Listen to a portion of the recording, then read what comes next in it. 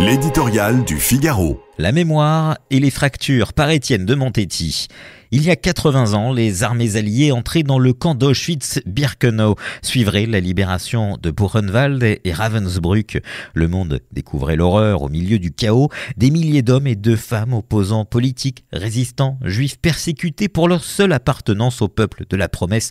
Des cohortes de Lazare sortaient de l'enfer. La vue de ces survivants, le récit de leur calvaire furent un choc. On en connaissait peut-être l'existence, mais son ampleur, mais sa nature exacte, ce dessein méthodique d'exterminer les Juifs comme éternel bouc émissaire de l'histoire provoqua un ébranlement métaphysique. Comment l'homme avait-il pu concevoir un tel plan perfectionné par le progrès scientifique et industriel?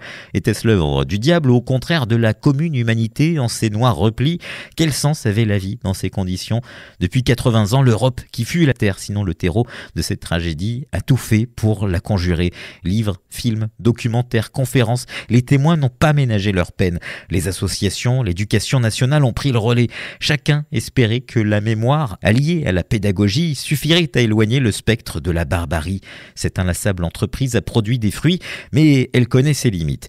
Des fractures se font jour en France, le pays de Bernard Lazare, de Simone Veil, de Marc Chagall. Les actes antisémites ressurgissent, insultes dans la rue ou sur les réseaux sociaux, murs des synagogues et tombes taguées, pour ne rien dire des événements odieux que furent l'attaque terroriste de Mohamed Merah contre l'école aux arts à Torah, 2012, l'assassinat d'Ilan Ilami par le gang des barbares, 2006, puis de Mireille Knoll par Yassine Mioub, 2018, où l'on découvrit, accablé, que la cruauté se parait encore une fois des oripeaux des préjugés les plus misérables. Des faits divers isolés, aussi isolés que les incidents qui survenaient à Berlin ou à Varsovie dans les années 1930 et qui trouvèrent leur sinistre apothéose dans les camps de la mort. L'histoire ne se répète pas automatiquement, mais elle doit toujours être une leçon de lucidité.